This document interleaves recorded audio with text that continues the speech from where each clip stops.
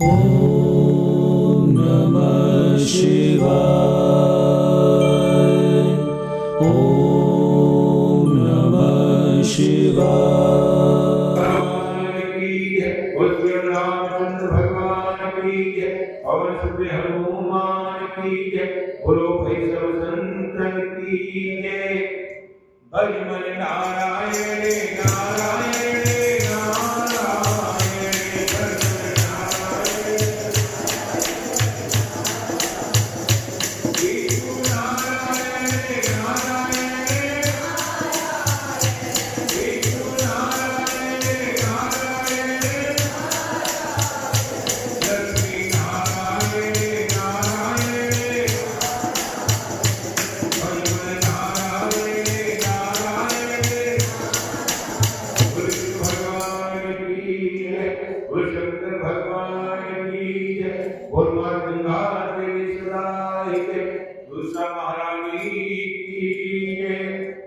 भगवान की जय।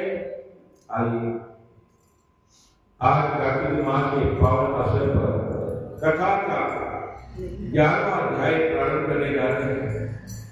जिसको जप करेगी हो भव सागर से पार।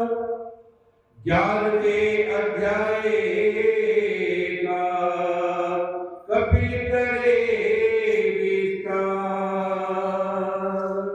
भगवान की जब एक समय जब समुद्र का पुत्र जलंधर अपनी स्त्री वृंदा के सहित असुरों से सम्मानित हुआ सभा में बैठा था, तभी शुक्राचार्य ने वहां जिनके तेज से सब दिशाएं प्रकाशित हो गई, तब गुरु जी को आकर देखकर असुरों सहित सागर पुत्र ने उठकर बड़े आदर से उन्हें प्रणाम किया।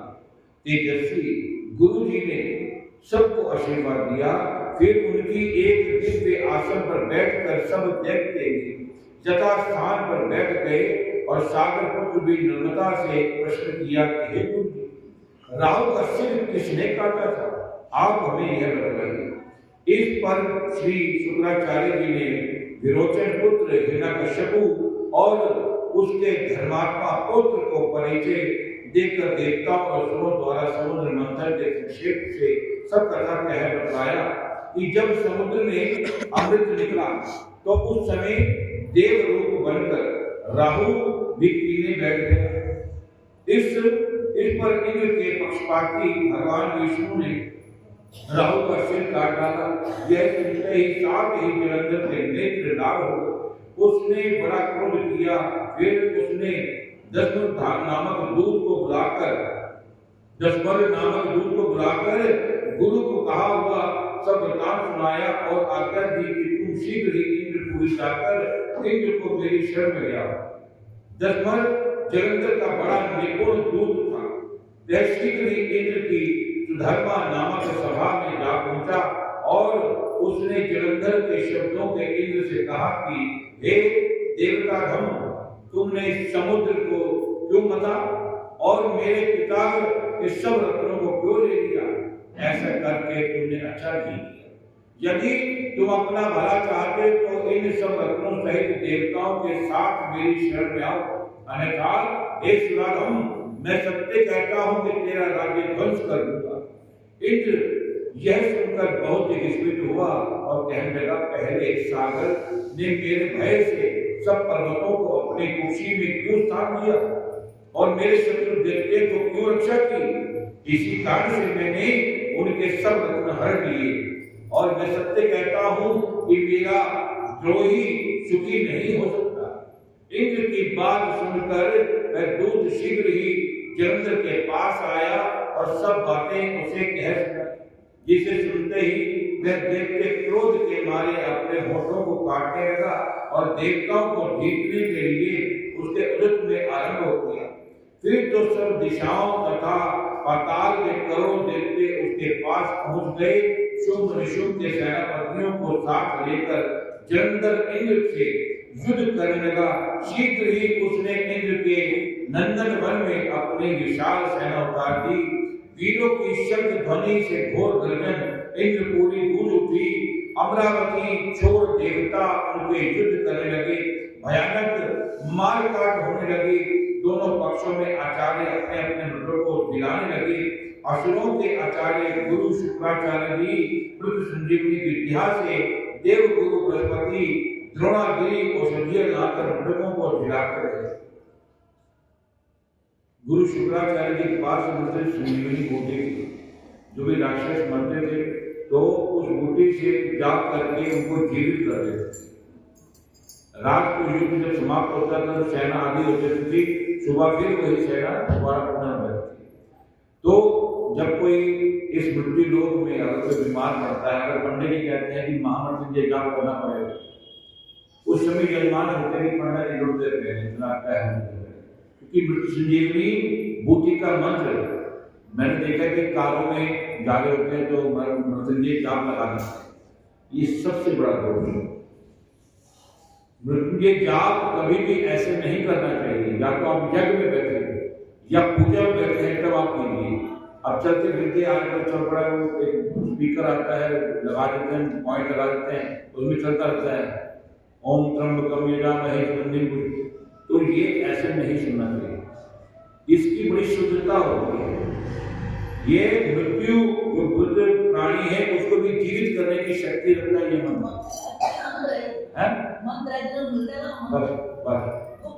हाँ, तो ये मंत्र ऐसे कभी नहीं सुनना चाहिए।